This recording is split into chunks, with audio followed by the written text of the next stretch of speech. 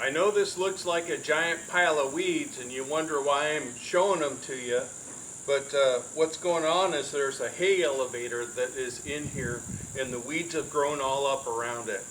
We bought it over a year ago when we started building our barn. We found out that we could get a hold of it and went ahead and bought it and just stacked it over here at our pole barn, getting ready for this whole new barn that we're getting set up. So I'm going to get this thing out of the weeds and we'll get it over the barn, or actually to the shop, and see if we can get it running. Hey everybody, welcome to Yellow Dog Farm.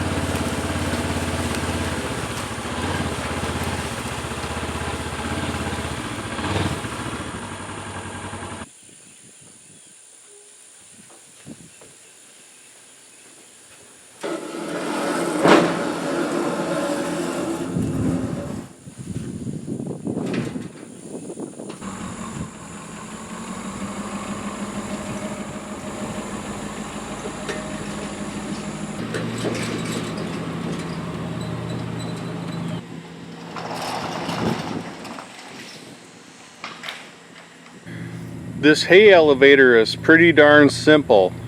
You've got a motor there that goes ahead and turns off of a pulley, which goes to a larger pulley that you see there, and that translates over to the gear chain, which drives this long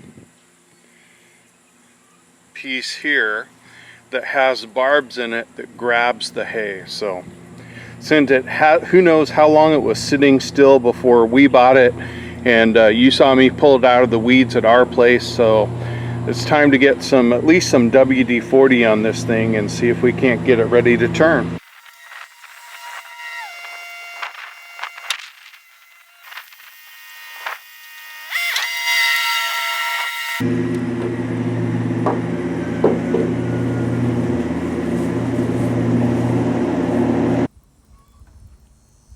Well, I think it's safe to say the motor isn't dry.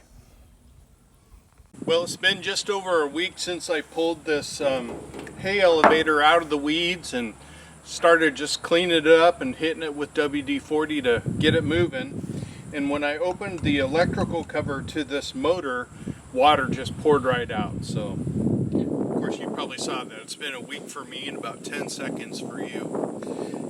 We're going to go ahead and replace this motor. We did a lot of research. It was super easy to find even the same brand named Leeson, and it's a 1/2 horsepower continuous duty motor. So we got on good old Amazon and ordered this 1/2 horsepower continuous duty. In fact, if I can get this up there, you can see all the stuff for it. So pretty excited to get going with it and see what's in the box and understand what needs to come off of this motor to go on to the new one. So we'll see what we get.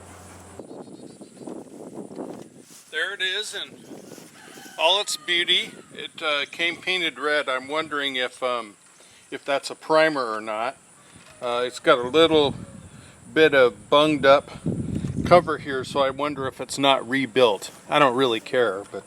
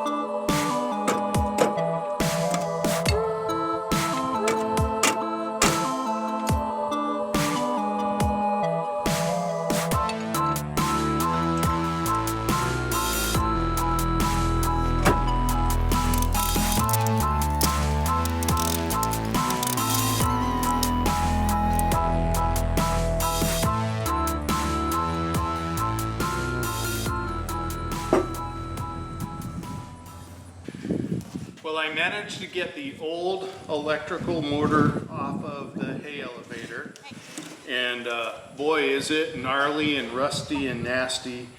I banged on this pulley trying to get it out, and I just couldn't. When you look at this new one that we ordered on Amazon, you can see it's got a shaft with a key in here, and here's the key that came with it. That pops on into the shaft, and then the pulley goes onto the shaft and the key, and that's what translates the rotary power to this pulley. Well, I could not get this one off, so the pulley, the shaft, and the key have rusted and become one. So it was an awful exercise in trying to get this pulley off, and I was saved by the Ace Hardware store. But the wiring diagram is here on this side, and all the wires are on this side. So I'm just going to shoot a picture of the wiring diagram and do up all the wiring and get it done. So here we go, wiring up the motor.